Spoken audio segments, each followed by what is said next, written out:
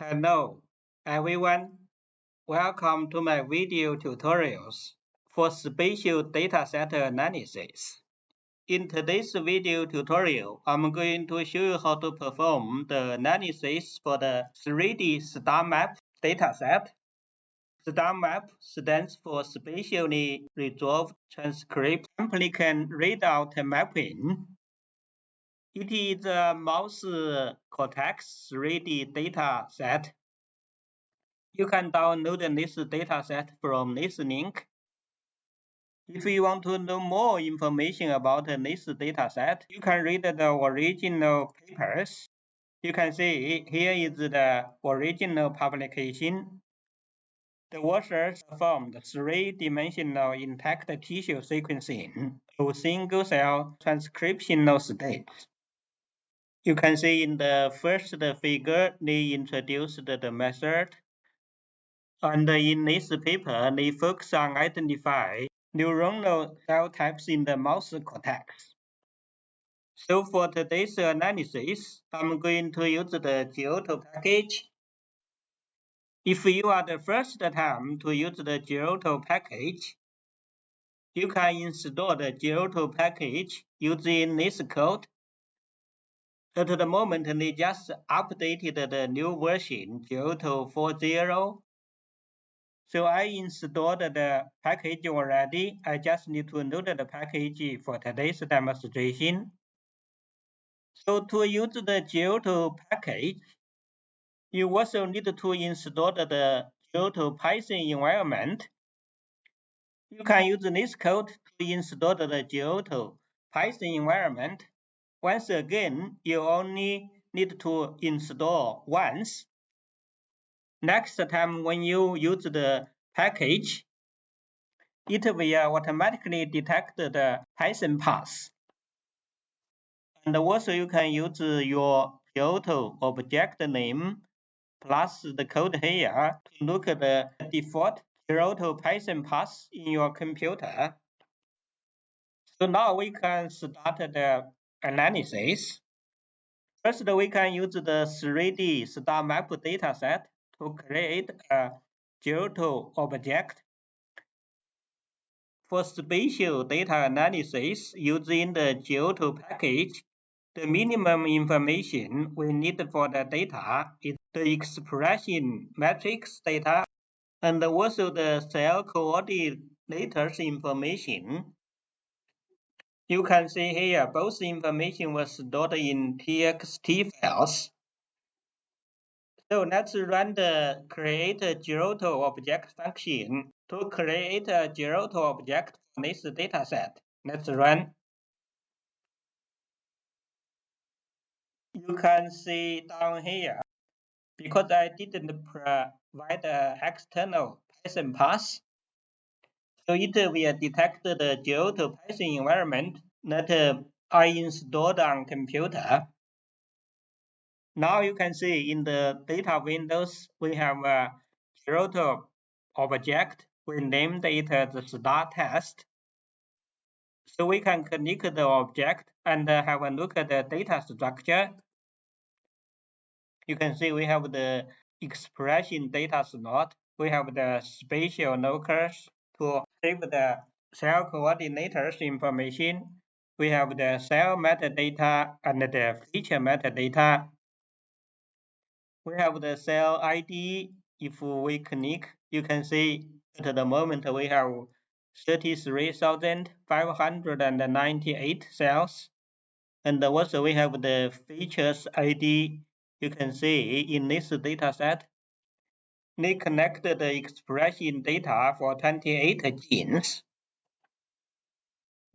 You can click here and have a look at the gene names. You can see down here are the gene names for 28 genes. Further down, you can see the Giotto instructions. You can change the instructions here. For example, the format you want to save the images, and also the figure quantity, the size of the figure. So we know the information in the Giotto object. In next step, the analysis, we need to perform the quantity control to filter out the low quantity cells and with very low expression genes. So in Giotto package, there are functions designed to help you look at the parameters for filtering the data. The first one is filter distribution. We can use this function to look at the distribution for detected features. They are the genes. Let's run. You can see we generated a figure to show the distribution for the feature count detected in the cells. You can see from this figure, the lowest count is 1, but even with the lowest count as 1, there are more than 29,000 cells have the count at least in 1.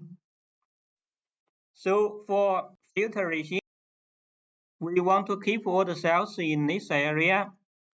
Next, we can use the filter distribution function to look at the detected genes in each cells. We can run again. You can see we have another figure here to show the features detected in each cells. You can see here some cells has the features as 0. That means we didn't detect any genes in those cells.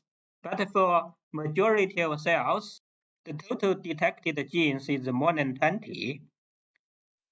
So we can set the threshold as 20 for the features to filter the dataset.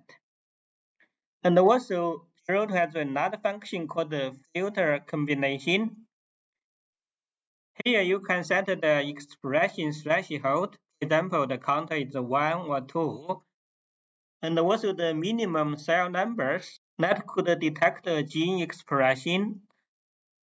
And the third argument is the minimum features per cell. We can set the expression threshold as 1 and 2, and the minimum features as 10, 20, and 25. Because in this data set, we have more than 33,000 cells and 28 features. Here just is an example. You can change the settings to see how the figure looks like. So let's just run the code using the settings I put here. And we can make a plot first. Now you can see in the plot window, we have the figure with the 3 combinations, the expression threshold, the minimum features, and the minimum cell numbers. You can see the red dot indicates the expression holder as 1. The blue dot indicates the expression threshold as 2. You couldn't see the red dot here because the blue dot covered the red dot. You can see down here, no matter the expression threshold 1 or 2, if we use 10 or 20 minimum features, and also 10,000 and 20,000 minimum cells, you can see we didn't filter out any genes. If we use the combination here, expression threshold as 1 or 2, and the minimum features as 25, and the minimum cell numbers as 30, we will filter out one gene. So for the demonstration, we can set the minimum cell numbers as 20,000 that have at least one gene expression was detected during data collection. And also the minimum features per cell is 20. So let's use this threshold to filter the object we can run. You can see down here, using this threshold, we removed 757 cells, but we didn't remove any genes. So after filtration, we can normalize the data. In this step of normalization, we want to make sure the data is comparable between different cells. So let's normalize the data. And we use the scale factor 10,000. So in next step, we want to add the statistics into the object.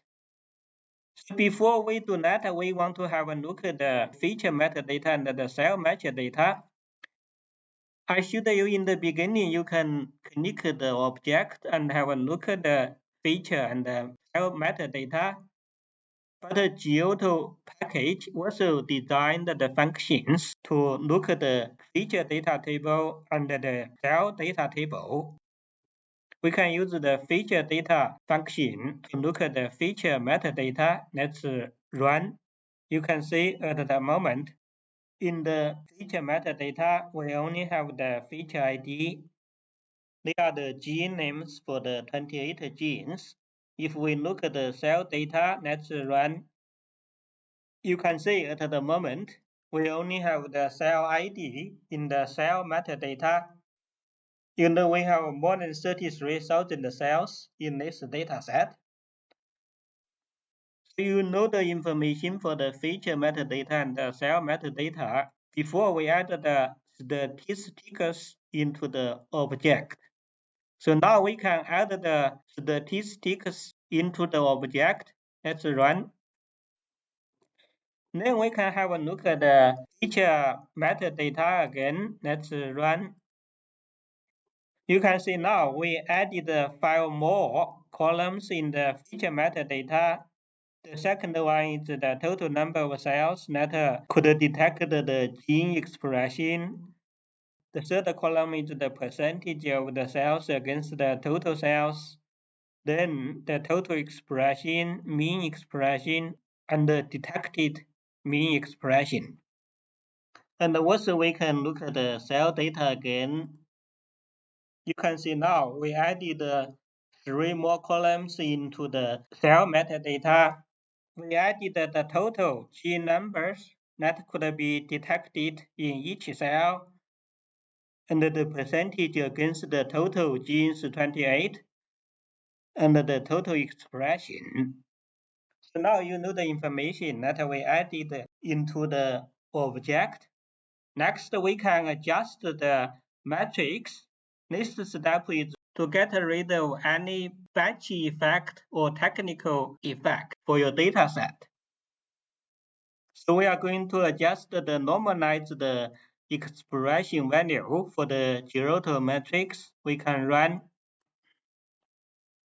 So we finish the steps for data pre-processing. So now we can use the 3D spatial plot function to have a look at the distribution of all the cells. Using 3D visualization, we can run. You can see in our review windows, we have the 3D review for all the cells. You can hold the 3D plot to move around and look at the structure. At the moment, because we didn't cluster the cells into different groups, so all the cells were labeled as blue color. Now we can move on to the second part of the data analysis. In the second part, we want to perform dimensional reduction. Normally, you know from the single cell RNA sequencing data analysis, we perform the PCA and the UMAP.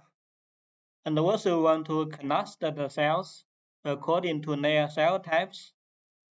Then we can visualize the cells again in 2-dimensional or 3-dimensional image. So normally for single-cell RNA sequencing data analysis, we identify the highly variable genes.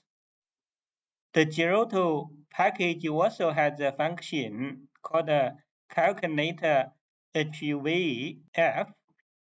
HVF means highly variable features. If you use the older version of the Giotto package, this function called HVG That means highly variable genes. If you installed the new version and want to run your old code, you have to change the genes into features. Because in this dataset we only have 28 genes, so we actually not going to run this step to identify the highly variable features. We can set the features to use as null. This is the default setting for run PCA.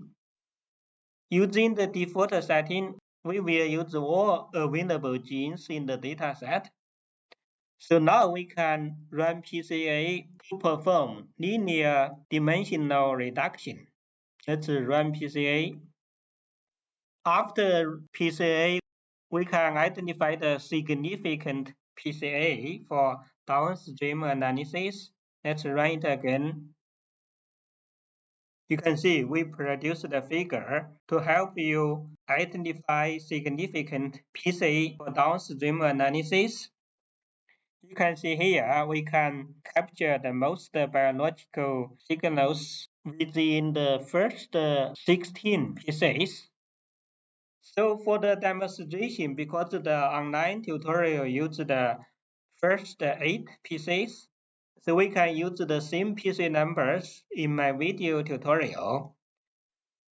So in next step for nonlinear dimensional reduction, run UMap, we can set the dimension to use as 1 to 8. So let's run UMap now.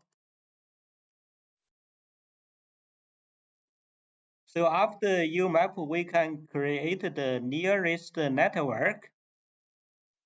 This is the same function as find neighbors when we use the STARmap package.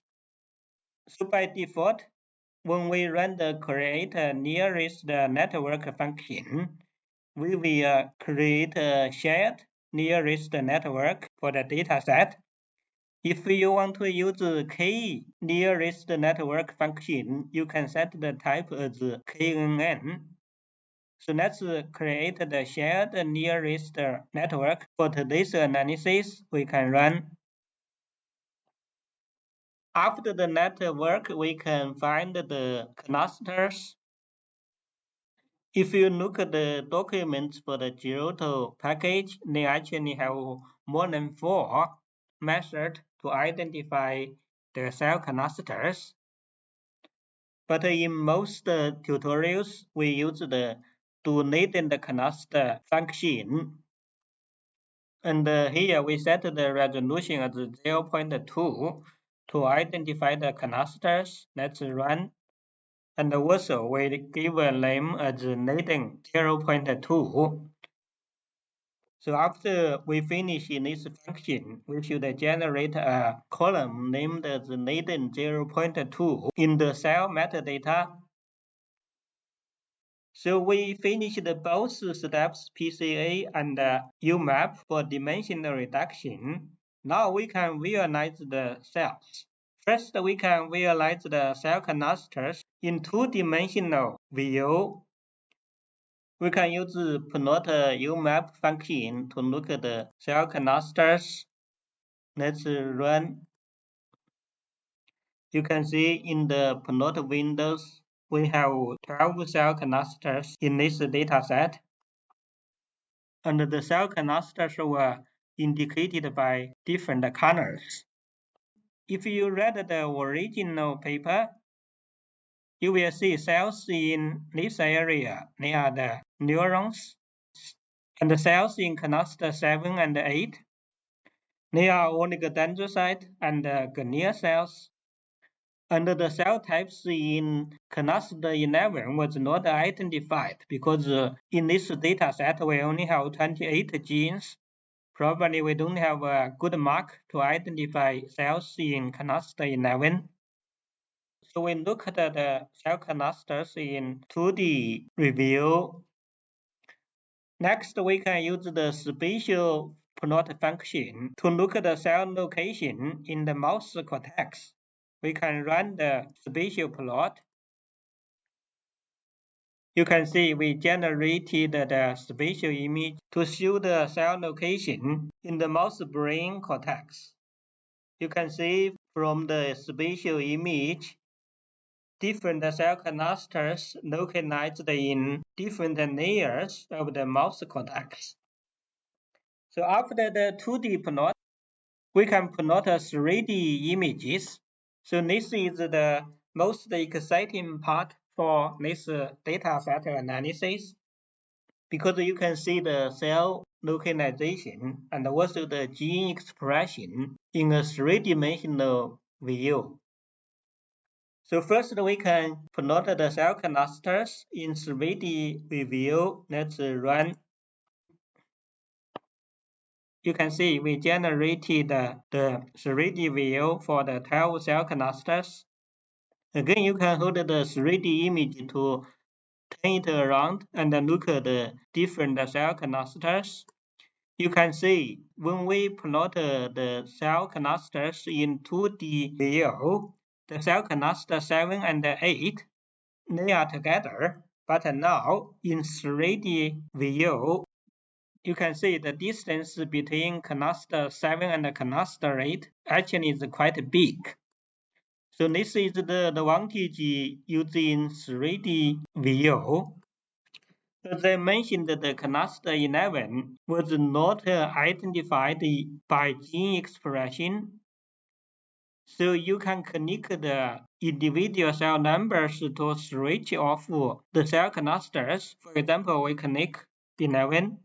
You can see the cluster 11 is gone in the 3D map. Okay, this is the 3D view for the cell clusters. And also we can plot a 3D view for the mouse brain cortex. Let's run spatial plot 3D function.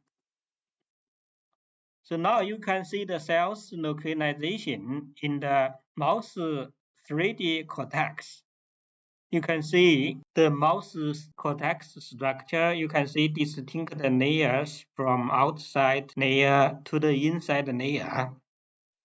At the moment, we only have the cell clusters, and we don't know the cell types. So in the third part, I'm going to show you how to perform differential expression analysis to identify cluster mark genes. So to identify the mark genes for each cell cluster, we can use the find markers function. Here, we can use one cluster against all the rest clusters. And the method that we are going to demonstrate today is the ini method. So let's run the ini method today. We can run. You can see the analysis starts from cluster 1 until 12 to identify the mark genes for each cell cluster. We generated a new data frame named as mark genes. We can connect this dataset and have a look at the mark genes for each cell cluster. You can see the first column is the gene name and the second column is the cluster name. And we have all the parameters for mark genes in other columns. As I mentioned, we only have 28 genes in this data set, but we have 60 rows here. That means one gene could be identified as mark genes for different cell clusters. If we click the gene column, you can see, for example, the BDNF has been identified as mark genes for cluster 2, cluster 5, 9, and 11. So we identified the mark genes for each cell cluster. Next, we can use the wiring plot or the heat map to show the best mark genes for each cell cluster. So both plots can identify the best mark genes for different cell clusters. If you prefer wiring plot, we can run the wiring plot. As I showed you, because we identify the same gene as marker genes for different cell clusters, Here we need to use the unique function to create the wiring plot. Let's run the wiring plot first. So you can see we generated a wiring plot for highly expressed genes in each cell cluster. We have 12 cell clusters here. So I actually prefer using the heat map. So next, we can create a heat map to show the best marked genes for each cell cluster. Let's run. So you can see here is the heat map for 28 genes expression in different cell clusters. So you can see the gene FLT1, GTSS, and MBP. They are marked genes for the glial cells. You can see they have a high expression in cluster 8 and 7. So 8 and 7 are oligodendrocyte and glial cells. You can see the high expression of SST in cluster 10, VIP expression in cluster 5, and we know they are marked genes for inhibitory neurons. So cluster 5 and 10 should be inhibitory neurons. If you look at the original paper, they annotated the cell clusters as excitatory neurons, inhibitory neurons, non-neuronal cell types. So we can just follow their original publication to label the cell clusters here, because for the demonstration, it is very simple to annotate the cell clusters. So in next part, I'm going to show you how to annotate the cell types. We can use the marked genes identified from here, and also the information from the original publication. We can name the cell clusters as excitatory neurons, inhibitory neurons, non-neuron cell types. They are oligodendrocyte and glial cells. And cluster 11 was not named. The online tutorial named it as other cell types. So we can just follow the original publication and also the online tutorial to name the cell clusters. So we can generate a vector to name the cell clusters according to the order in our latent cell clusters. And we name it as the cluster cell type Cortex. Let's run. So next we can name the cell clusters according to their order. In the latent cell clusters, we can run it again. So now we can have a look at the cluster cell types Cortex. We can run. You can see we give the first cluster as excitatory neurons. The second cluster is the inhibitory neurons. You can see 11 we named as others, 7 and 8. They are non-neuronal cell types. So now we can use the annotate Giotto function to annotate the cell clusters. We can run, and we can have a look at the cell metadata again. You can see now we add a new column as general cell types. You can see the cell type name for each cell cluster. Here is the cluster 8. They are non-neuronal cell types.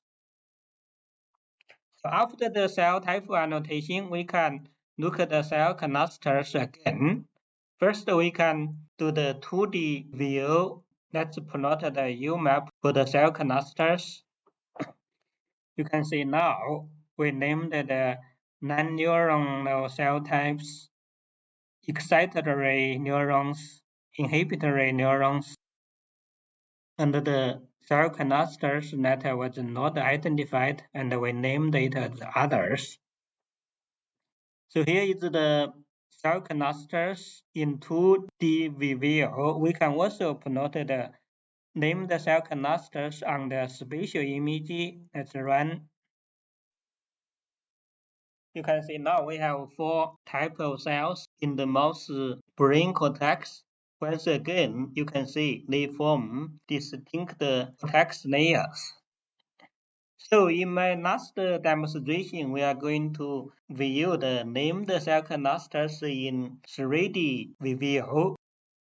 As I mentioned, this is the most exciting part for this dataset analysis. So now we can plot the named cell clusters in 3D view. Let's run. You can see we generated a 3D view for the 4 types of cells. You can hold it and turn it around. Again, as I mentioned, you can switch off individual cell clusters. For example, the other, if you click, you can see it is gone. And you can switch off the inhibitory neurons. You can see we only have excitatory neurons and the non-neuron cell type left here. If you want to see all the cell types, you can click and switch it back.